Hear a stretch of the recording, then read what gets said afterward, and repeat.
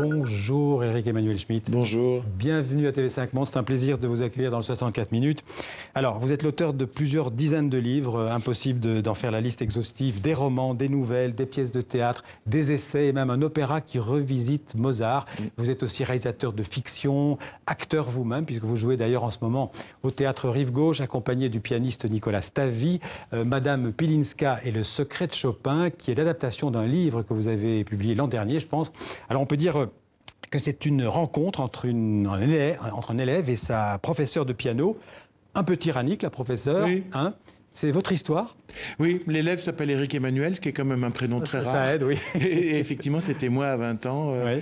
qui étudiait la philosophie à Paris, mais qui voulait continuer mes cours de piano. Et j'ai rencontré une prof aussi revêche et aussi épineuse qu'un buisson de ronces. C'était Madame Pilinska, qui avait des méthodes extrêmement peu conventionnelles. C'est son vrai nom, Madame Pilinska? Non, j'ai changé son nom. D'accord. On va regarder ensemble un extrait de la bande-annonce pour se donner une idée de ce qu'est cette pièce. Donc, Madame Pilinska et le secret de Chopin, on regarde. Un Schindmeyer.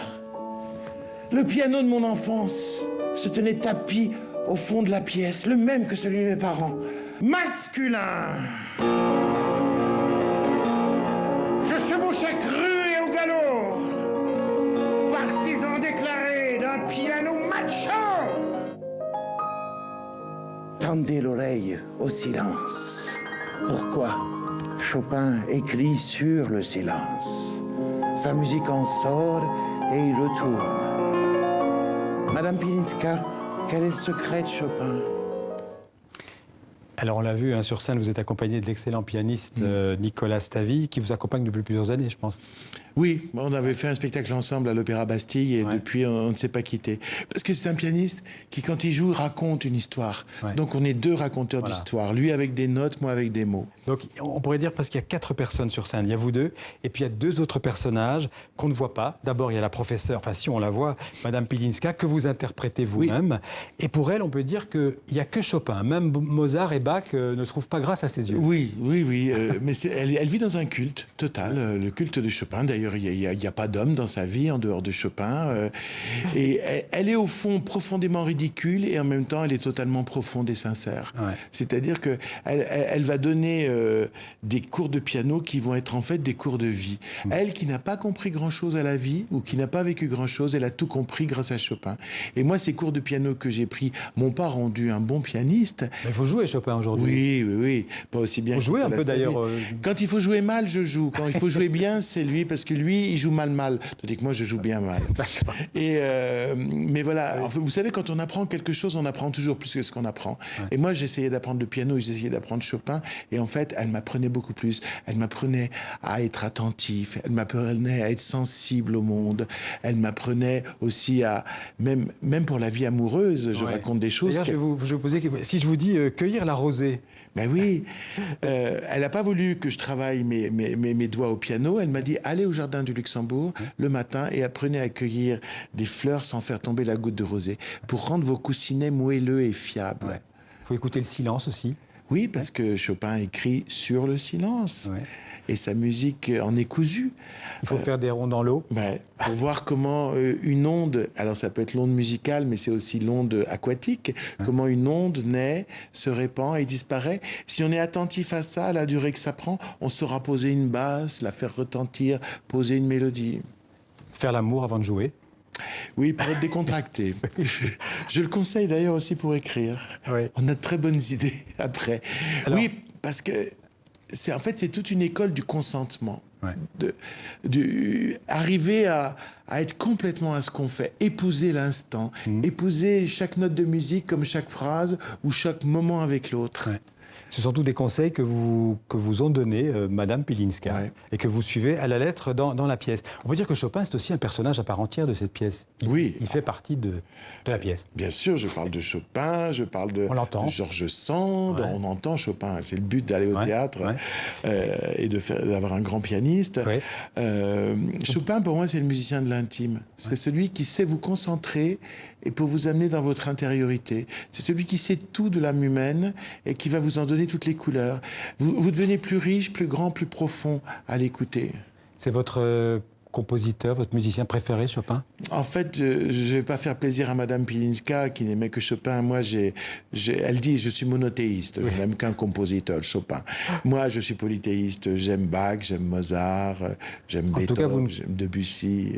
Vous ne concevez pas votre vie sans les mots, bien sûr, mais aussi sans la musique. Moi, je crois que je suis écrivain par dépit de ne pas avoir été musicien, parce que je n'ai pas d'imagination musicale, alors que j'ai une immense imagination littéraire. Et donc, je pense qu'il y a dans mon écriture la nostalgie, d'ailleurs, du musicien que je n'ai pas été. Tous les musiciens me disent toujours qu'ils entendent de la musique dans mes phrases. Vous pouvez nous révéler le secret de Chopin, alors? Je vais vous répondre comme Madame Pilinska. Il y a des secrets qu'il ne faut pas percer, mais fréquenter. Leur compagnie vous rend meilleur. Et je crois que c'est exactement ça. Il faut se frotter à certains mystères. Mais je dirais même qu'une histoire d'amour réussie, c'est aussi un mystère. L'autre, on ne le connaît jamais, mais c'est un mystère qu'on fréquente. Alors, on apprend dans la pièce que Chopin jouait à piano fermé. Oui. Qu'est-ce que ça veut dire? Eh bien, c'était effectivement très rare. Alors, on est au début du 19e siècle, pendant l'époque romantique. Arrivent les grands pianos, Pleyel, Gaveau, etc. C'est français, d'ailleurs. Et puis, il y a deux écoles. Celle de Liszt, Franz Liszt, qui jouait piano ouvert parce qu'il faisait énormément de bruit et le piano remplaçait l'orchestre. Et Chopin, qui était extrêmement fin et délicat, qui lui jouait piano fermé. Et il fallait s'approcher et tendre l'oreille. C'est-à-dire, c'est comme s'il ne jouait que pour ses intimes, même dans une salle de concert. Et pour moi, ça, c'est une grande leçon. Parce que parfois, pour se faire entendre, il vaut mieux murmurer que crier. Quand vous criez, vous faites fuir les gens. Quand vous murmurez, vous les rendez proches et attentifs. Alors aujourd'hui, on pourrait dire que, comme Chopin, vous écrivez à piano fermé. J'essaye. Oui, je pense pas. J'aime pas faire des gros effets, rouler les tambours et montrer ma phrase. Je sais faire, hein, évidemment. Je trouve qu'on on touche plus profondément l'autre quand on est extrêmement limpide, clair, simple, qu'on murmure, et du coup, on entre dans son intimité ou on le fait entrer dans la nôtre. Enfin, en tout cas, on partage quelque chose qui est l'intériorité spirituelle. On imagine, avec tout ce que vous avez écrit, que vous écrivez très facilement. C'est facile pour vous d'écrire? Vous n'avez pas l'angoisse de la page blanche? Non. Non, j'ai l'appétit que la page blanche devienne noire, et elle le devient toujours. Mais je travaille beaucoup, par contre. Ça me vient très, très facilement. Je suis un peu un écrivain de premier jet. Les formules jaillissent. On me l'a reproché au début de ma carrière. Maintenant, on m'en félicite. Tant mieux. Il faut tenir. Mais par contre, je nettoie beaucoup. C'est-à-dire, il y a deux gestes dans l'écriture. Il y a le geste du créateur, c'est un geste. On crée. Et puis après, il y a les 1000 gestes de l'artisan. On polit, on coupe, on lime. Chopin a donc son secret. Quel est le secret d'Éric Emmanuel Schmitt? Est-ce que votre secret, ce ne serait pas de réaliser vos rêves de gosse? Je crois. Vous savez, là, je ne suis pas seul. À côté de moi, il y a un petit garçon qui rêvait de tout ça. Et ce petit garçon, il rêvait de théâtre, il rêvait de cinéma, il rêvait d'histoire, il rêvait de voyage, etc. Et je lui ai donné tous mes moyens d'adulte. Et on est toujours ensemble. Je réalise ses rêves. Je pense qu'une vie épanouie ou une vie heureuse, c'est une vie où l'adulte réalise les rêves de lui enfant, mais avec des moyens d'adulte. Parce que l'enfance, elle est au cœur de toute votre œuvre. Toujours. Plus tard, vous serez un enfant, comme vous dites vous-même. Oui, dans un livre, j'ai écrit plus tard, je serai un enfant. Oui, parce que j'aime non pas l'enfance d'une manière régressive, nostalgique et mélancolique. Je suis tout le contraire d'un nostalgique et d'un mélancolique. Je n'aime que le présent. C'est pour ça que j'aime tant la musique, parce que la musique, c'est au présent. C'est épouser l'instant. Mais je pense qu'il y a des qualités dans l'enfance qui sont absolument magnifiques, qui sont l'humilité, on sait qu'on ne sait pas, le sens du mystère, la connivence avec le mystère. On ne comprend pas tout, mais on arrive à se débrouiller dans un monde qu'on ne comprend pas. Et puis, il y a la conscience de l'ignorance. Oui. C'est le philosophe qui parle. C'est le philosophe qui parle, oui, le philosophe qui a étudié Michel Foucault, dont vous parliez tout à l'heure. Et qui a fait l'école normale supérieure. Et qui était élève de Jacques Derrida à l'école normale supérieure. Et quand vous étiez enfant, vous aviez envie de devenir professeur de philosophie? Je vais vous dire la vérité.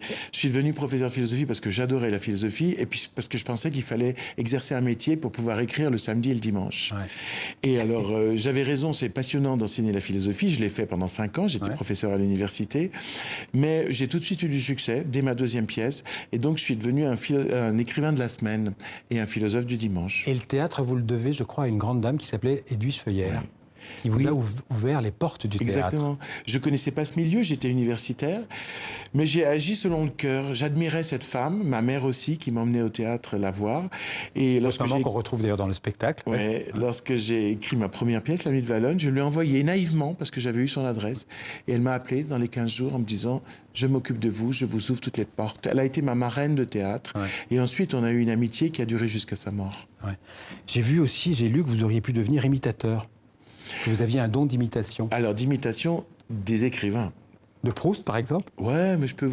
Vous pouvez écrire comme Proust? Oui, pour les anniversaires, souvent, je fais des faux Proust, des faux Chateaubriand, des faux Sartre. Des faux Sartre, des faux Duras, ça c'est plus facile. Oui. Et d'ailleurs, ça me faisait peur quand j'étais jeune, parce que je me disais, mais je sais imiter tout le monde, mais moi... Vous étiez un faussaire, comme un faussaire de tableau. C'est ça, je me disais, moi, est-ce que j'ai une voix caractéristique? Et j'avais peur, comme disait Cocteau, d'être un caméléon qui meurt d'étouffement sur une couverture écossaise. Et finalement, j'ai trouvé ma voix. Je le disais, avec tout ce que vous avez fait dans votre vie, et c'est pas fini, vous êtes un gourmand, un boulimique, vous avez plusieurs vies. Vous disiez le secret, en tout cas, moi, le secret, c'est la joie. Je pense que quand on fait les choses avec joie, on en fait encore plus. Parce que, comme disait Spinoza, philosophe, la joie décuple le pouvoir de faire. Et donc, pratiquer la joie, cultiver la joie, plutôt que la tristesse ou le manque, je pense que ça vous donne des forces. Si je vous résume en un mot, je peux dire que vous êtes un conteur, ça vous va? J'adore. Ouais. Prendre la parole dans un livre, sur scène, à l'écran, et raconter une histoire. Merci Éric Emmanuel Schmitt. Je rappelle le titre, Madame Pilinska et le secret de Chopin, c'est jusqu'au 29 septembre. Oui, juste un mois. Voilà. Après, j'ai plus le temps. Voilà. Vous êtes déjà ailleurs. Oui. au théâtre Rive Gauche, donc un théâtre, d'ailleurs, il faut le dire au passage, vous êtes le directeur et le propriétaire, on n'est jamais servi que mieux que par soi-même. Donc, et que vous sortez le 5 septembre, le journal d'un amour perdu.